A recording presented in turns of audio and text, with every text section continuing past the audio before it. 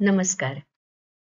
मुलांना घडवताना या विचार शृंखलेमध्ये आपण संस्कारांवर बोलतोय. तिसरा भाग, पुष्प 3, संस्कार, मूल्य. संस्कारातून प्राथमिक शिस्त आणि समाज व्यवस्थेच्या दृष्टीने रुजवलेली मूल्य हे प्रथम येतं. संस्कार केलं म्हणजे काय? तर मुलामध्ये किंवा कोणत्याही व्यक्तीमध्ये एक शिस्त निर्माण केली. अगदी सैन्यात जी भरती होतात किंवा एखादी कंपनी जॉईन करतात, तिथेही त्यांना पहिलं ट्रेनिंग असतं. ते ट्रेनिंग म्हणजे काय? तर संस्कार, त्या संस्थेचे नियम, त्या संस्थेची कार्यप्रणाली, मिलिटरीचे नियम हे संस्कारच आहेत.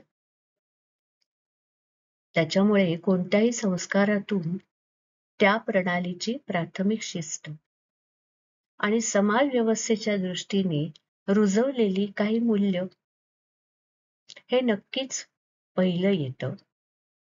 पण त्याही पुढे त्याच्या वरच्या दर्जाची मूल्य जी भावनिक असतात, ती पण संस्कारातून आणि आजूबाजूच्या घडणाऱ्या गोष्टींच्या, वातावरणाच्या पडसादातून प्रत्येक व्यक्तीमध्ये जी निर्माण होतात. मुलांमध्ये सहिष्णुता, जी मुलं आपल्या आई-वडिलांना प्राण्यांवर खूप प्रेम करताना बघतात, की उन्हामध्ये एखादी चिमणी तडफडत पडलीये आणि आपली आई तिला पाणी पाजतेय, किंवा रस्त्यामध्ये एखाद्या कुत्र्या मांजराला कुठेतरी दगड लागलाय आणि आपला भाऊ, आपले वडील, आपले आजोबा, आजी कोणीतरी त्या कुत्र्याला काहीतरी देतायत, बांधतायत, पट्टी बांधतायत, झाडांची निगा राखतायत, आजूबाजूच्या माणसांची अत्यंत हळूवारपणे, सहिष्णुतेने, समजुतीने बोलतायत. हा संस्कार होतो ना मुलांवर.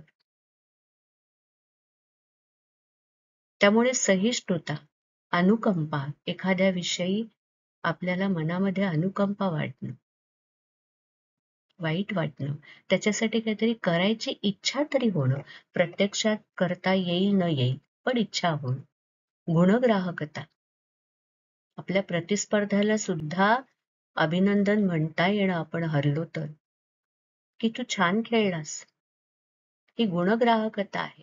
किंवा एखाद्याने एखादं चांगलं काम केलं तर मोकळ्या मनाने त्याचं कौतुक करणं, नाही जमत सगळ्यांना, तोही संस्कार आहे, कुटुंबातून येणारा किंवा आपल्या वातावरणातनं येणारा.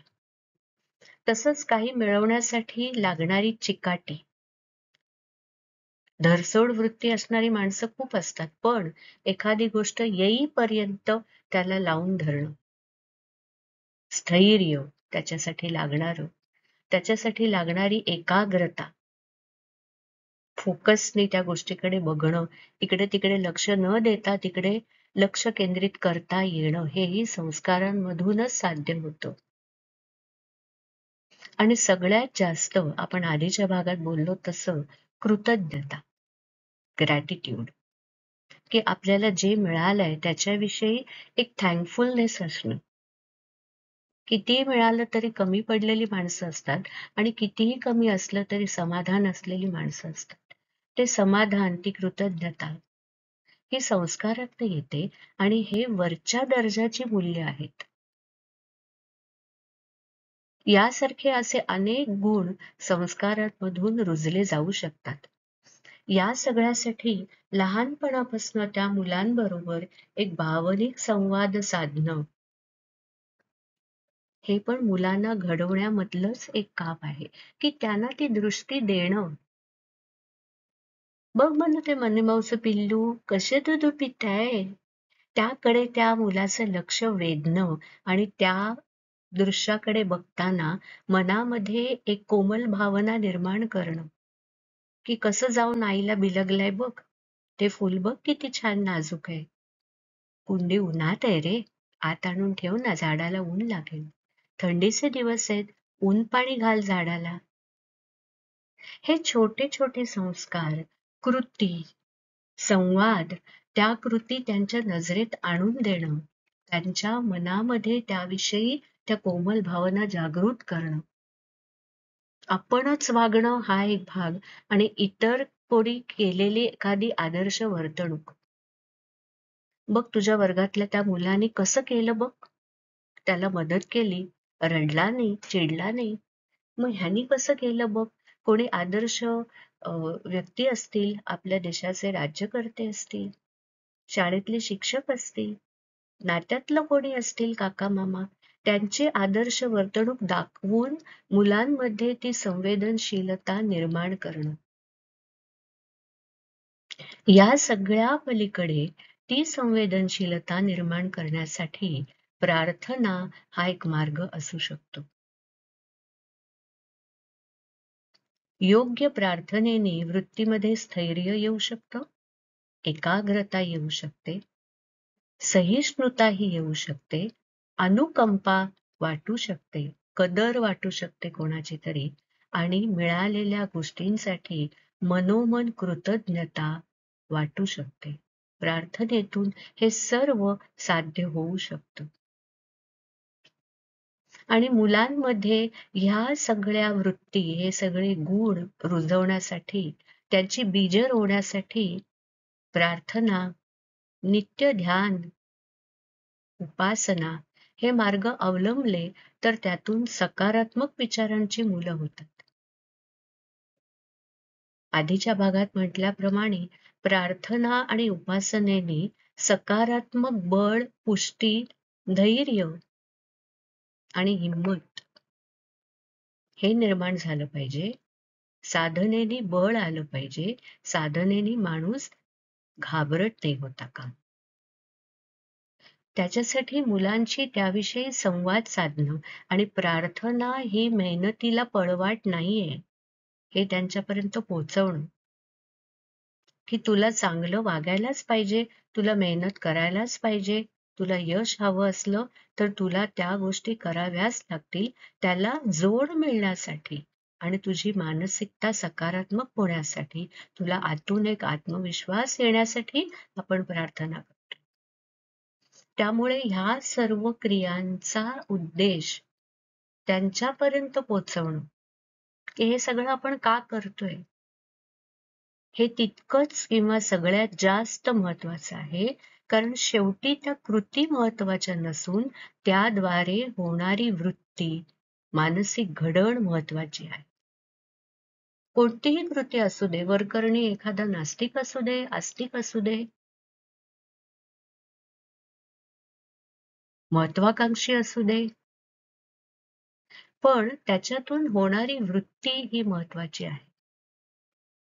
कृती त्यांनी पुढे जाऊन नाही केली तरी बिघडत नाही, पण वृत्ती त्यांच्यात बिंबली, एकदा का ती मूल्य त्यांच्यात रुजली गेली की ती मूल्य ती अबाधितच राहतात.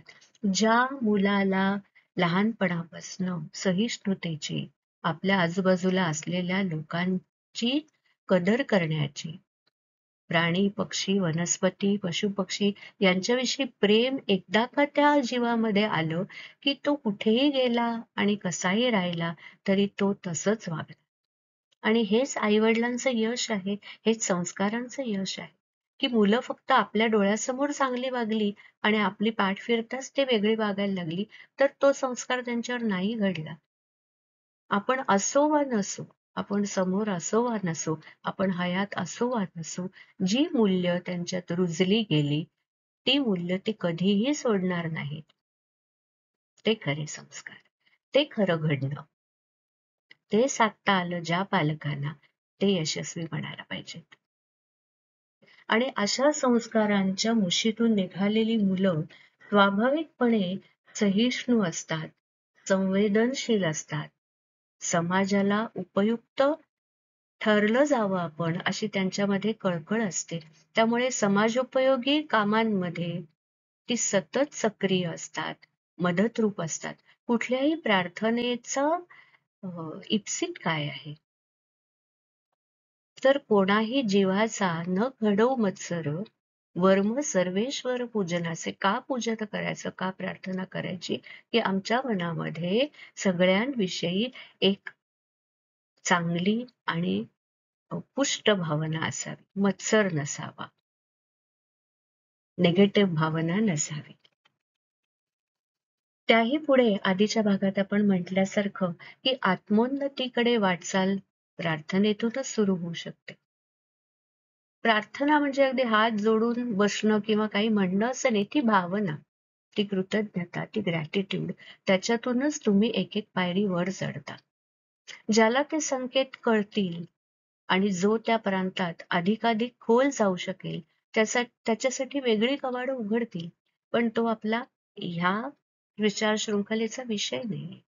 फक्त संस्कार या शब्दामध्ये जे अभिप्रेत होतं, आपण जे बोलतो, म्हणून या सगळ्या विचारांचा उहापोह झाला. आता हे सगळं एवढं सुंदर चित्र ठेवलं गेलं, हे खरंच शक्य आहे का? का उगाच आपलं गप्पा आहेत, बोलायचं म्हणून बोलतोय?